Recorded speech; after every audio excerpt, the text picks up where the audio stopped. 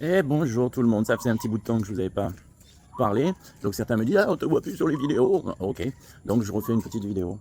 Je vais faire une vidéo en fait sur pour comment je pourrais dire les followers originaux de ce groupe Authentic Insider qui s'appelait pas comme ça avant et qui étaient des gens qui voulaient éventuellement s'expatrier aux Philippines. J'ai fait mes comptes en fait le mois passé et à titre personnel, c'est plus hein, parce qu'il y a, les déplacements professionnels et les choses comme ça, mais à titre personnel j'ai dépensé 1600 € le mois dernier, donc en décembre. Alors 1600 €, c'est, je crois que c'est quoi en France un SMIC brut, hein, c'est quelque chose comme ça. Donc ça vous paraît peut-être pas beaucoup, mais je vais vous dire ce que j'ai fait avec ces 1600 €. D'une part, ce que j'ai pas fait, je n'ai pas mangé chez moi. Je ne mange plus chez moi. Et c'est-à-dire que soit je fais venir des plats préparés par Grab ou Maxime, c'est l'équivalent d'Uber hein, en France, et ou alors je vais au restaurant. Cette semaine, les 7 derniers jours, on va dire, je dois faire 10 restaurants, 12 restaurants par semaine. C'est-à-dire presque tout le temps. Il n'y a que le petit déjeuner que je prends chez moi et effectivement quelques livraisons. Alors 12, j'exagère peut-être, mais au moins 8 ou 9. Et c'est le minimum du minimum. Donc le budget bouffe, en fait, pour moi, est mon plus gros budget. Puisque aller au restaurant, je vais pas forcément dans les carenderia et tout ça, où ça coûte 100 pesos le plat. Moi, ça me coûte 500 pesos, quoi. Ça fait 7,50 € par repas, quelque chose comme ça. Après, le logement, il est professionnel, puisque j'habite dans le resort. Donc, ça ne me coûte rien. Je vais mettre du filtre, là, je viens de me lever, j'ai une gueule défoncée. Il faut pas dire gueule. Et donc ça, mon téléphone, j'en ai déjà parlé, tout ça, je vais aller un peu plus vite là. Je dépense, j'ai même pas d'abonnement en fait, hein, je prends un prépayé depuis que je suis arrivé ici, c'est-à-dire depuis 4 ans, et ça me coûte 100 pesos par semaine. Et donc 100 pesos, c'est 1,50 € par semaine pour mon téléphone. L'eau, l'électricité, en fait, c'est payé, puisque c'est le resort, donc c'est pas moi qui le paye. Mon essence, j'utilise qu'un scooter, donc le scooter, je sais pas, moi ça doit être 200 pesos, 3 € par semaine, quelque chose comme ça. Et donc au final, bref, avec les petits achats, les magasins, des glaces, des cocktails, et où vraiment là j'ai une vie de je trouve pas le mot, donc je vais pas vous inventer un mot, mais je vis vraiment méga bien, etc. J'ai dépensé 1600 €. La question que je me posais, c'est qu'est-ce qu'on fait avec 1600 € en France? Même, allez, oublions, hein, même si on n'a pas le loyer à payer ou ce genre de choses. Donc qu'est-ce qu'on fait? On fait rien. Donc pourquoi je suis expatrié aux Philippines? Parce que les Philippins sont extraordinaires. Je ne le savais pas au départ, mais maintenant je le sais. Et donc ça c'est fabuleux. Je me rapproche beaucoup des Philippins en ce moment. Ce que je n'avais pas fait pendant mes 11 ans à Tahiti par exemple, vous voyez, et où je restais plutôt avec des expats. Ici je passe ma vie avec des Philippins, très très peu avec des Français, de moins en moins avec des Français. Alors je ne vais pas vous raconter de conneries. Les Français sont probablement la pire des nationalités en expatriation. Ils ne pensent qu'à une chose, surtout les vieux, ceux qui sont là depuis longtemps. Ils ne pensent qu'à une chose, garder leur précaré, donc tous ceux qui arrivent et qui veulent leur prendre une petite partie du gâteau, ils les défoncent. Ils les défoncent auprès de tout le monde. Hein. Donc je pourrais faire une vidéo d'1 heure en vous donnant des exemples à chaque fois, mais c'est la réalité. Donc quand je parle à des étrangers, c'est des étrangers, à des expatriés, c'est tout sauf des Français. Il y a peut-être une ou deux personnes à qui je parle aujourd'hui et qui sont de nationalité française.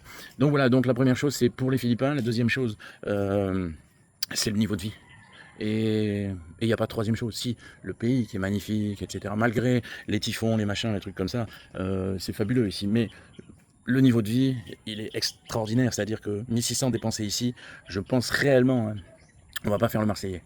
Et pardon pour les Marseillais, qui exagèrent un petit peu en général. Mais ça doit représenter 4 fois, 4... voilà, j'ai l'équivalent de vie d'un cadre supérieur qui doit gagner 6 ou 7 000 euros. Puisque avec 1600 €, par exemple, je suis pas obligé de compter. Je ne regarde pas mon compte en banque. Chose que vous faites tous en général. Moi, je ne regarde pas. Je vous promets. Et je dépense. Alors ici, on a plus de cash hein, que de carte bleue, puisque c'est le système qui est comme ça. Donc, je me balade avec des liasses. Et puis, quand il n'y en a plus, je vais retirer. Mais je ne regarde absolument pas. J'ai aucune idée de combien j'ai en banque à titre perso. Professionnel, je sais, parce que en ce moment, c'est moi qui book les vols ou les choses comme ça, donc je suis obligé de bien regarder. Mais à titre perso, j'en ai aucune idée, réellement aucune idée. Donc, en résumé, Bah, je reviendrai plus jamais en France, ça c'est une certitude. Y habiter, y vivre, c'est une certitude. On va dire: «Ouais, mais quand tu seras malade, tu feras comme tout le monde, tu seras bien content de revenir te faire soigner en France». Non, non, et j'en ai déjà parlé. Moi, j'ai une assurance qui alors, ça intéresse souvent beaucoup de monde. Donc l'assurance s'appelle MSH.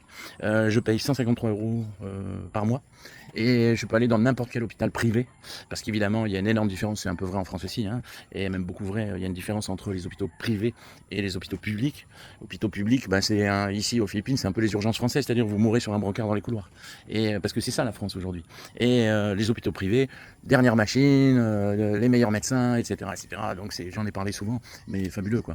Après, si je dois payer mon généraliste, c'est 7,50 €. Mes médicaments, ils me coûtent rien du tout, puisque ouais, je prends des médicaments, je suis plus tout jeune, hein.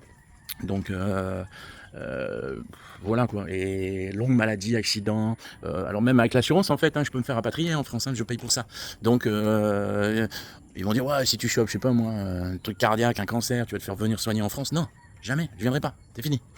Je pense même, je l'ai déjà dit, que je reviendrai même plus en France pour des séjours, des choses comme ça, et parce que je vois pas l'intérêt. D'une part, maintenant, je suis habitué au niveau de vie philippin et au prix philippin, ce qui fait que quand je viens en France, ça me coûte un bras. Tout coûte un bras en France, donc moi, je paye que des choses à 1,50 € et tout d'un coup, on me demande de payer 15 € pour la même chose. Et je me rappelle, la dernière fois, ça m'avait choqué parce que j'avais pris chez Starbucks, voilà. Chez Starbucks, un pain au chocolat, un jus d'orange et un café à l'aéroport, Charles de Gaulle. Et ça m'avait coûté une fortune. J'avais dit, oh là, qu'est-ce qui se passe? Location de voiture, parce que je dois louer une voiture, ça me coûte un bras. Le train, ça coûte un bras. Quand il fonctionne, hein, quand il n'y a pas de grève, quand il n'y a pas de grève d'avion aussi, puisque comme je revenais toujours à la période de Noël, j'avais des grèves tout le temps, donc un enfer. Et les restaurants, bah, un restaurant à 7,50 €, il n'y en a pas des masses en France, hein. Donc, et encore, hein, c'est 500 pesos, c'est-à-dire 7,50 €. C'est vraiment que je vais bien manger quoi, hein. Hier j'en ai fait un, pour ceux qui connaissent, je suis allé au Mossa. C'est un restaurant instagrammable sur Alona à Bohol. J'ai payé 10 € parce que c'est un des restaurants les plus chers. Donc professionnellement, vous verrez que tout va changer à partir du 15 février.